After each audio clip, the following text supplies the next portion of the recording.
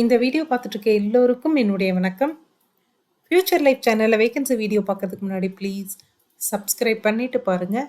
எப்பவுமே சப்ஸ்கிரிப்ஷன் அப்படிங்கிறது இந்த சேனல பொறுத்தவரைக்கும் இம்பார்ட்டன்ட். ஏன்னா, இந்த சேனல்ல நானு நெறைய வேகன்சி வீடியோ போடுறேன்.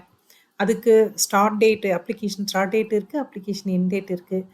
கேட் மாதிரியான, இல்ல வெற்றி நிச்சயம் மாதிரியான விஷயங்களும் போடுறேன். அதனால எந்த வீடியோவா இருந்தாலும் உங்களுக்கு அது ஒரு டைமுக்குள்ள கிடைச்சா தான், நீங்க இன்ட்ரஸ்டடா இருந்தா அதுக்கு அப்ளை பண்ணவோ, இல்ல அந்த வாக்-இன் இன்டர்வியூக்கு போகவோ முடியும். ஸோ உங்களுக்கு என்னோட வீடியோ உடனுக்குடனே கிடைச்சா தான், நீங்க இன்ட்ரஸ்டடா இருந்தா அந்த வீடியோவ பொறுத்து நீங்க ஒரு டிசிஷன் எடுக்க முடியும். ஸோ ப்ளீஸ் உடனே சப்ஸ்கிரைப் பண்ணிக்கோங்க.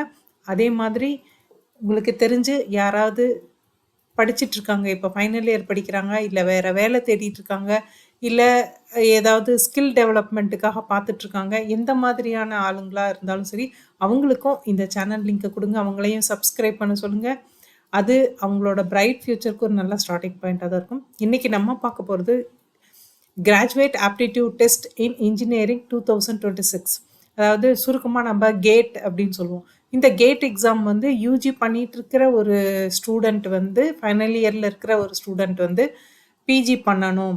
இல்ல அந்த கேட் ஸ்கோர வச்சு ஒரு நல்ல பப்ளிக் லிமிடெட் கம்பெனில, இல்ல நல்ல கவர்மெண்ட் கம்பெனில வந்து ஒரு ரெக்ரூட்மெண்ட்டுக்கு வந்து அப்ளை பண்ணணும் அப்படின்னு நினைக்கிறவங்க இந்த கேட் எக்ஸாம் எழுதி அதோட ஸ்கோர் வச்சுக்குவாங்க. ஒரு தடவை இந்த கேட் எக்ஸாம் எழுதி நீங்க அந்த ஸ்கோர் வச்சுக்கிட்டீங்கன்னா, அடுத்த 3 இயர்ஸ்க்கு அந்த கேட் எக்ஸாமோட ஸ்கோர் வந்து வேலிடா இருக்கும். ஸோ இந்த கேட் எக்ஸாம் எழுதுறது ஹையர் ஸ்டடீஸ்க்கு மட்டும் இல்லாம, உங்களுடைய வேலைக்கும் ரொம்ப யூஸ் ஆகும். அந்த கேட் எக்ஸாம் பத்தி தான் இன்னைக்கு நம்ம பார்க்க போறோம். இந்த 2026க்கு ஆன அந்த கேட் எக்ஸாம் அனௌன்ஸ் பண்ணியிருக்காங்க. அப்ளிகேஷன் ஓப்பன் ஆன டேட்டு 28th, அதாவது நேத்தைக்கு 28th ஆகஸ்ட் 2025 அன்னைக்கு அப்ளிகேஷன் ஓப்பன் ஆயிருச்சு. அப்ளிகேஷன் க்ளோஸ் ஆகுற டேட்டு செப்டம்பர் 28th 2025. அது வந்து வித்தவுட் லேட் ஃபீஸ். அதாவது ஃபீஸ் நீங்க கட்டணும். லேட் ஃபீஸ் எதுவும் இல்லாம. இன்கேஸ் நீங்க மறந்துட்டீங்க அப்படின்னா, அக்டோபர் 9th வரைக்கும் இந்த ரெஜிஸ்ட்ரேஷன் ஓப்பனா இருக்கும். அப்போ லேட் ஃபீஸும் சேர்த்து நீங்க ஃபீஸ் பே பண்ண வேண்டியிருக்கும். இந்த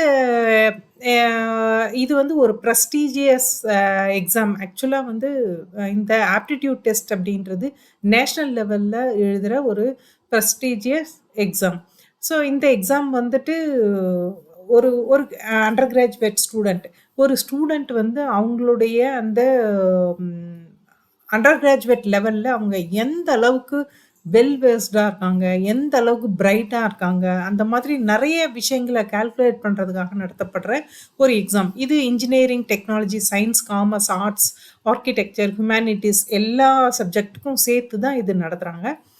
இது வந்துட்டு இந்த நேஷனல் இந்த கேட் வந்து இப்போ வந்து ஐஐஎஸ்சி அண்டு ஐஐடிஸ் வந்து அ நடத்திட்டு இருக்காங்க. ஆன் பிஹாஃப் ஆஃப் யாருக்காக அப்படின்னா, national coordination board, department of higher education, ministry of education, government of India இவங்களுக்காக ஐஐடிஸும், ஐஐஎஸ்சிஸும் நடத்துறாங்க. இப்ப வந்துட்டு இந்த கேட் 2026 வந்து ஐஐடி கவுஹாத்தி தான் ஆர்கனைஸ் பண்றாங்க. அம் எ இந்த குவாலிஃபையிங் எக்ஸாமினேஷன் வந்து ஒரு ஃபினான்ஷியல் அசிஸ்டன்ஸ் மாஸ்டர் டிகிரி நீங்க பண்ணும்போது, ஒரு ஃபினான்ஷியல் அசிஸ்டன்ஸையும் குடுக்கும். அதேமாரி டாக்டரேட் ப்ரோகிராம் பண்றதுக்கும் ரொம்ப யூஸ்ஃபுல்லா இருக்கும்.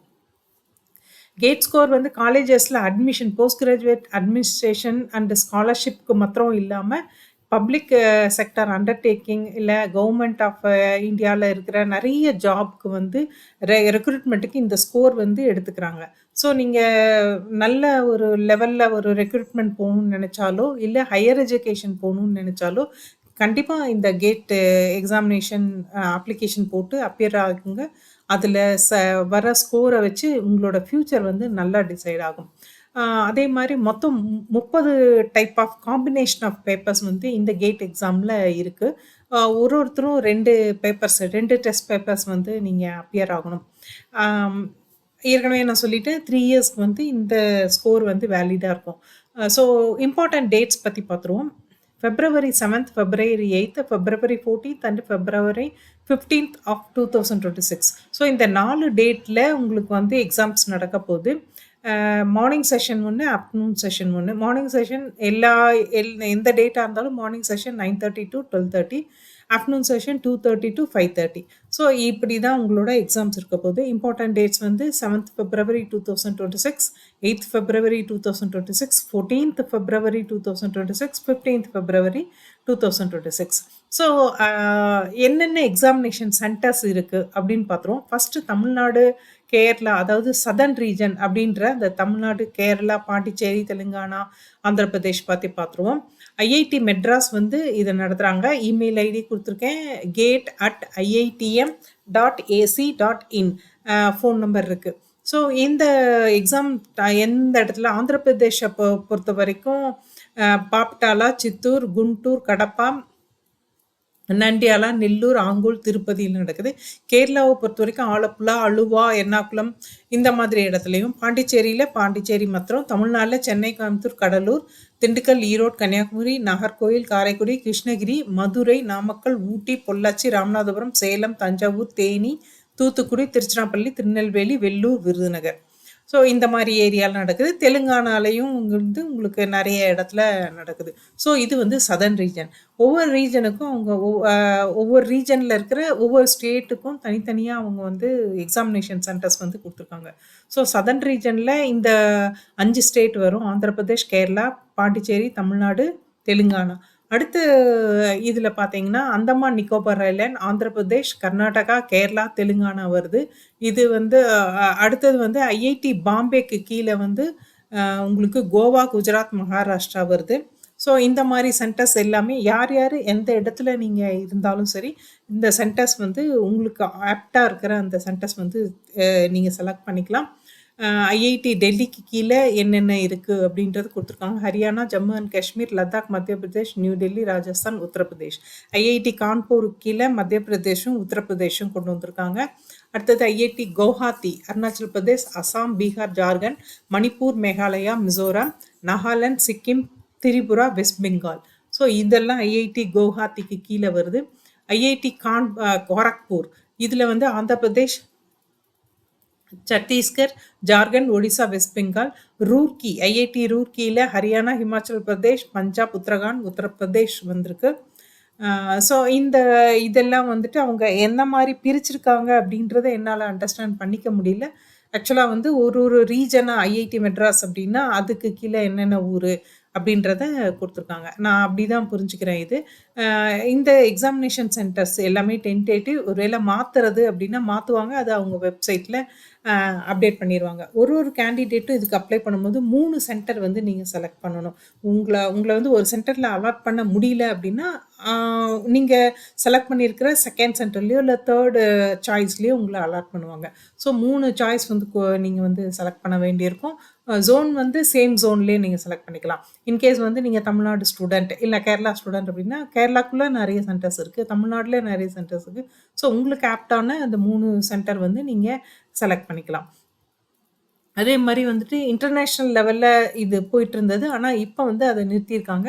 இன்டர்நேஷ்னல் ஸ்டூடெண்ட்ஸ், அதாவது வெளிநாட்டில் படிக்கிற எந்த ஸ்டூடெண்ட் அப்பியர் ஆகிறதா இருந்தாலும் அவங்க அங்கேருந்து இந்தியாவுக்குள்ளே வந்து தான் வந்து இந்த எக்ஸாம் எழுதணும் அப்படின்றத கேட் 2026 எக்ஸாம் எழுதணும் அப்படின்ற சொல்லியிருக்காங்க. ஸோ ஒரு பேப்பருக்கு 2000 ரூபாய், அதாவது ஃபாரின் ஸ்டூடெண்ட்ஸ் அப்படின்னா ஒரு பேப்பருக்கு 2000 ரூபாய். அதே மாதிரி அவங்க இங்கே வந்து எழுதுறதுக்கான எல்லா செலவும் அவங்களோட ஓன் அரேஞ்ச்மெண்ட்ஸ் அப்படின்றதையும் இன்ஃபார்ம் பண்ணியிருக்காங்க இந்த தடவை. ஸோ எலிஜிபிலிட்டி க்ரைட்டீரியா அப்படின்னும் போது முழுசாக நீங்கள் வந்து அப்ளை பண்ணுறதுக்கு முன்னாடி உங்களுக்கு என்ன எலிஜிபிலிட்டி க்ரைட்டீரியா கொடுத்துருக்காங்க அப்படின்றத படித்து பார்த்து நீங்கள் எலிஜிபிள் அப்படின்னா அதுக்கப்புறமா அப்ளை பண்ணுங்கள். இப்போ வந்து தேர்ட் இயர்லேயோ இல்லை ஃபைனல் இயரோ இல்லை நீங்கள் எப்படி இருக்கீங்களோ அந்த இதில் வந்து நீங்கள் engineering, technology, architecture, science, commerce, arts, humanities நீங்கள் எந்த மாதிரியான சப்ஜெக்ட் படிச்சுட்டு இருந்தாலும் இதுக்கு உங்களால் அப்ளை பண்ண முடியும்.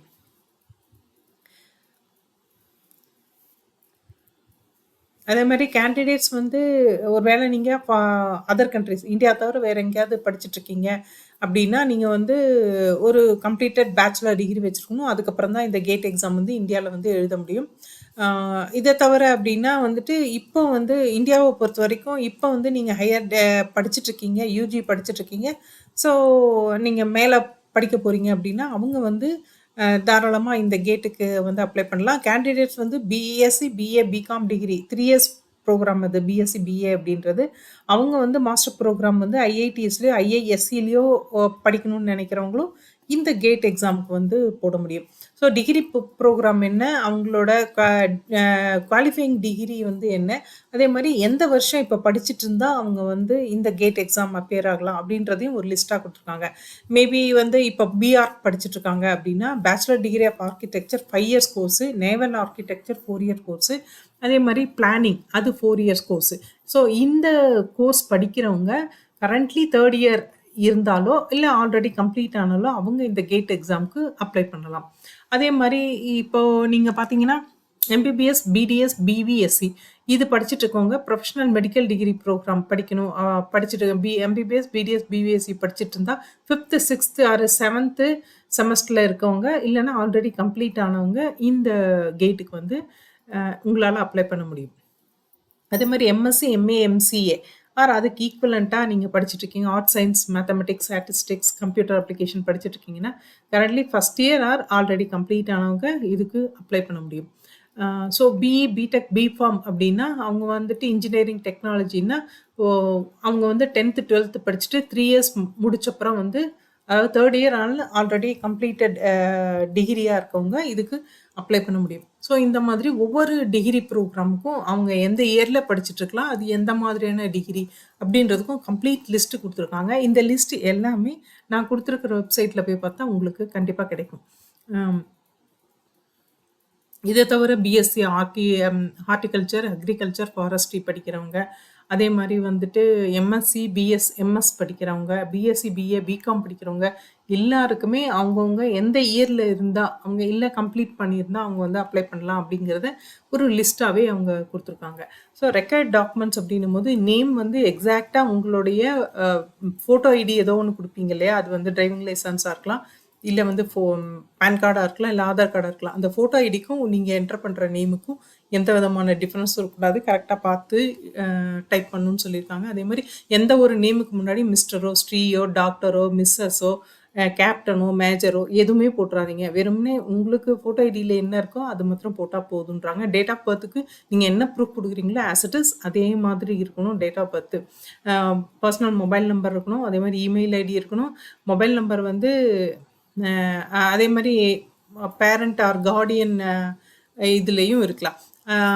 பின்கோடு வந்து நீங்கள் கொடுக்கணும். அதாவது எலிஜிபிலிட்டி டிகிரியை நீங்கள் கொடுக்கணும். இன்ஸ்டியூட், காலேஜ் நேம் வந்து அட்ரஸோட பின்கோடோட கொடுக்கணும். டெஸ்ட் பேப்பர் நீங்கள் 2 டெஸ்ட் பேப்பர் செலக்ட் பண்ணணும்னு சொன்னேன். எந்த டெஸ்ட் பேப்பர் அப்படிங்கிறத அந்த சாய்ஸையும் நீங்கள் வந்து கொடுக்கணும்.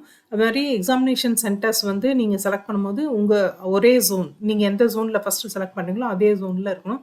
Net banking, debit card, credit card இதை யூஸ் பண்ணி நீங்கள் வந்து ஃபீஸ் வந்து பே பண்ணலாம். டாக்குமெண்ட்ஸை பொறுத்த வரைக்கும் உங்களோட நீங்கள் ஸ்கேன் பண்ணுற டாக்குமெண்ட் வந்து ரொம்ப கிளியராகவும் ரீடபிளாகவும் இருக்கணும் அப்படின்றத முதல்லயே சொல்லியிருக்காங்க. ஸோ இதில் வந்துட்டு வேலிட் ஃபோட்டோ ஐடிக்கு வந்து நீங்கள் வந்து ஒரு டாக்குமெண்ட் ஏதாவது ஸ்கேன் பண்ணணும். அது ஆதார் கார்டாக இருக்கலாம், பேன் கார்டாக இருக்கலாம், இல்லை உங்களோட ஓட்டர் ஐடியாக இருக்கலாம். அதே மாதிரி எஸ்சி, எஸ்டியாக இருந்தால் அவங்க வந்து அந்த கேட்டகரிக்கான அந்த சர்டிஃபிகேட்ஸ் வந்து கண்டிப்பாக அப்லோட் பண்ணி ஆகணும். பிடபிள்யூபிடிக்கும் அதே தான். இதை தவிர வந்துட்டு உங்களுக்கு வந்து சிக்னேச்சர், கேண்டிடேட்டோட ஃபோட்டோகிராஃபும் சிக்னேச்சரும் இது வந்து கரெக்டாக நீங்கள் அவங்க சொல்லியிருக்கிற அந்த ப்ரிஃபரன்ஸில் வந்து ஸ்கேன் பண்ணி நீங்கள் அப்லோட் பண்ண வேண்டியிருக்கும். இதை தவிர சர்டிஃபிகேட்ஸு இது எல்லாமே நீங்கள் அப்லோட் பண்ண வேண்டியிருக்கும். நான் வந்து கீழே வந்து ஒரு https://goaps.iitg.ac.in இந்த வெப்சைட்டுக்குள்ளே போயிடுங்க. இந்த வெப்சைட்டுக்குள்ளே போயிட்டிங்கன்னா உங்களுக்கு நான் இப்போ கொடுத்துருக்குற அந்த இம்பார்ட்டன்ட் டேட்ஸு, குவாலிஃபையிங் டிகிரி, அதே மாதிரி வந்துட்டு இப்போ எக்ஸாமினேஷன் சென்டர்ஸு எல்லாமே தனித்தனியாக இருக்குது. இப்போ நான் அதுலேருந்து தான் உங்களுக்கு வந்து இந்த வீடியோவே எடுத்து போட்டிருக்கேன். ஸோ நீங்கள் அதை படித்து பார்த்துருங்க. இன்னொரு தடவை படித்து பார்த்துட்டு அதுலேயே /லாகின் அப்படின்னு போனாலும் சரி, இல்லை அப்படின்னா அங்கேயே வந்துட்டு அப்ளிகேஷன் லாகின் ஒரு ஆப்ஷனும் இருக்குது. ஸோ அது வழியாகவும் நீங்கள் உள்ளே போயிட்டு ரெஜிஸ்ட்ரேஷன் ஃபஸ்ட்டு ரெஜிஸ்ட்ரேஷன் முடிச்சுட்டு அதுக்கப்புறம் நீங்கள் அப்ளை பண்ண முடியும். ஸோ யாராவது ஹையர் ஸ்டடீஸ் போகணுன்னு விருப்பப்படுறவங்க, இல்லை கேட் ஸ்கோரை வச்சு பெரிய இந்தியன் பப்ளிக் லிமிடெட் கம்பெனிலேயோ இல்லை வந்து கவர்மெண்ட் ஆஃபீஸ்லேயோ வேலைக்கு சேரணும் அப்படின்னு நினைக்கிறவங்களோ கண்டிப்பாக இந்த கேட் எக்ஸாமினேஷன் வந்து அப்பியர் ஆகிறதுக்கான இந்த அப்ளிகேஷனை அந்த டேட்டுக்குள்ளே நீங்கள் அப்ளை பண்ணிவிடுங்க. அப்ளை பண்ண போகிற எல்லாருக்கும் best of luck. Next vacancy வீடியோவில் பார்ப்போம்.